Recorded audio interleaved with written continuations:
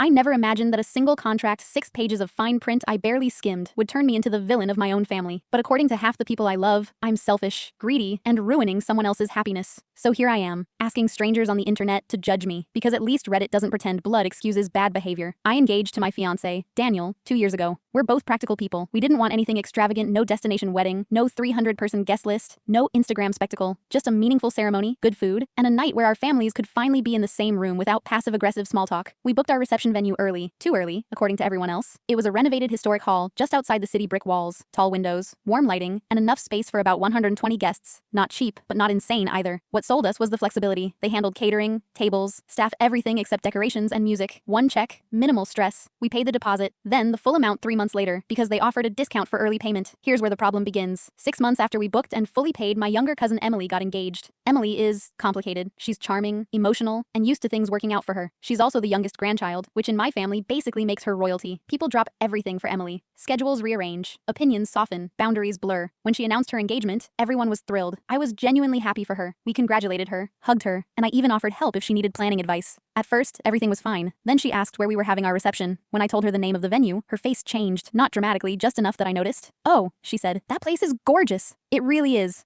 I replied. "We got lucky with availability." She nodded slowly. "I've always dreamed of getting married there." That sentence made my stomach tighten, but I brushed it off. Lots of people dream of lots of places. A few weeks later, my Aunt Emily's mom called me. She sounded overly cheerful, the way people do when they're about to ask for something unreasonable. "So," she said, "Emily absolutely fell in love with your venue." I smiled, even though she couldn't see it. "It's beautiful, yeah. Well," she continued, "we checked, and your wedding date is only 2 weeks before the date Emily wanted." I waited. "And?" I asked. There was a pause. "We were wondering," she said carefully, "if you'd consider switching venues." I laughed. I genuinely thought she was joking. "I'm sorry, what?" "Well, Emily hasn't booked yet," my aunt explained, "and this venue would be perfect for her. Since you already have it, we thought maybe you could move yours somewhere else." I felt like the ground tilted under me. "We already paid," I said, "in full." "Oh, I know," she replied quickly, "but venues usually allow changes, right?" I told her I'd check, even though I already knew the answer. The contract was very clear. No refunds, no transfers, no date changes within 12 months. When I told my aunt this, her tone cooled instantly. "So you're saying you won't even try?" "I did try," I said. "They won't budge." She sighed dramatically. "Emily is devastated." That word devastated got passed around a lot after that. Emily started texting me directly. "I just feel like this venue was meant to be," she wrote. "I can't believe you'd rather waste it than help family. I thought you cared about me." Waste it. As if I was planning to leave it empty out of spite. I tried explaining that we weren't canceling our wedding. We weren't moving dates. We were still getting married there, as planned. Her response? "But your wedding is small. Mine will be bigger. The space would be better used." That's when I realized this wasn't about logistics. It was about entitlement. The pressure didn't stop. It multiplied. My grandmother called, then my mother. Then cousins I hadn't spoken to in years suddenly had opinions. "She just started planning," they said. "You've already had your moment. You can always find another place." Daniel supported me completely, but even he was shocked by how aggressive it became. At one point, Emily suggested something that still makes my jaw drop. "What if," she said, "you keep your ceremony, but give me the reception venue?" I stared at my phone. "So, get married then? Leave?" I said no. That's when things escalated. Emily announced that she was pregnant. The timing was interesting. Suddenly, the narrative changed. Now it wasn't just about a venue. It was about a baby, about stress, about family support. "She needs this to be easy," my aunt said. "You don't understand what she's going through," my mom added. "Why are you being so rigid?" my grandmother asked. I finally snapped. "I'm not being rigid," I said. "I'm honoring a contract I paid for." That didn't go over well. A few days later, I found out Emily had contacted the venue herself. She asked if she could take over my booking. The venue manager called me personally to confirm that I was not authorizing any changes. I felt embarrassed and angry. When I confronted Emily, she cried. She said I was stealing her dream, that I was punishing her for being younger, that if I loved her, I'd let it go. I asked her a question that finally shut her up. "If I lose the money, are you going to reimburse me?" She didn't answer, because the truth was obvious. She expected me to take the loss.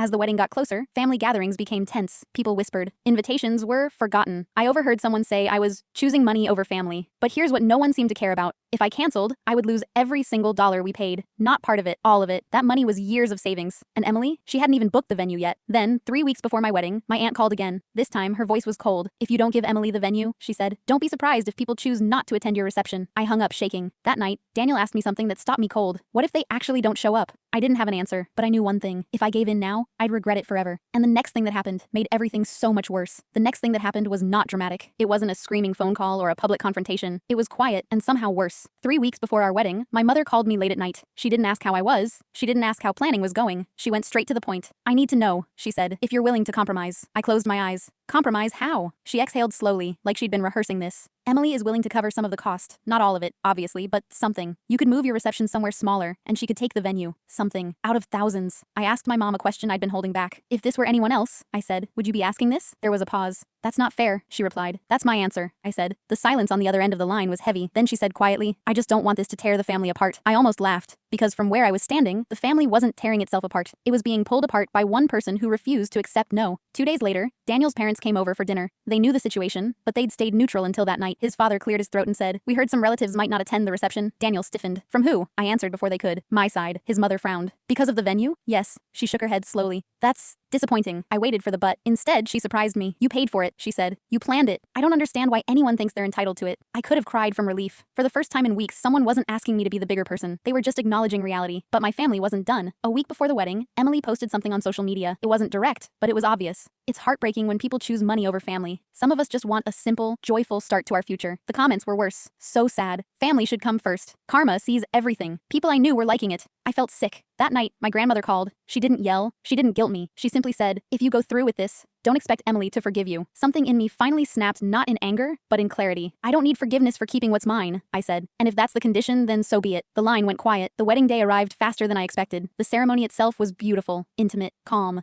Everything we'd hoped for, but the tension hung in the air like static. I noticed empty seats. Cousins who'd RSVP'd yes weren't there. An aunt avoided my eyes. Emily wasn't present, obviously, but neither were several family members who'd always been fixtures at gatherings. I told myself I wouldn't let it ruin the day. Then we arrived at the reception venue, and that's when I realized how far things had gone. The venue was full, the staff was ready, the tables were set, but about a third of the guest list was missing. Daniel squeezed my hand. They made their choice. I nodded, trying to swallow the lump in my throat. Dinner went on, speeches were made, people danced, but halfway through the night, the manager pulled me aside. "I just want you to know," she said gently. "We had a situation earlier." My stomach dropped. "What kind of situation?" She hesitated. "Your cousin came by this afternoon, with her mother." My heart started pounding. She asked again if the venue was available for her wedding. She said there'd been a misunderstanding. I closed my eyes. "And?" I asked. "We told her no," the manager said, "but she didn't leave quietly." Apparently, Emily cried, loudly, in the lobby. She accused the staff of being heartless, said they were ruining her pregnancy, claimed she'd been promised the space. Security had to escort her out. I felt embarrassed, but mostly angry. Not because she showed up, because she still believed she deserved it. Later that night, as the reception wound down, my phone buzzed. A message from Emily. "I hope you're happy. Everyone knows what kind of person you are now." I stared at it for a long time. Then I put my phone away and danced with my husband. The aftermath came quickly. Family group chats went silent. Invitations to gatherings stopped. Holidays became awkward negotiations. Some people apologized privately. Others doubled down. Emily gave birth a few months later. I wasn't invited to the baby shower. My mother attended and tried not to mention it. I didn't push. Because here's what surprised me most. I didn't feel guilty. I felt sad. Yes, I felt disappointed, but I didn't feel wrong. Over time,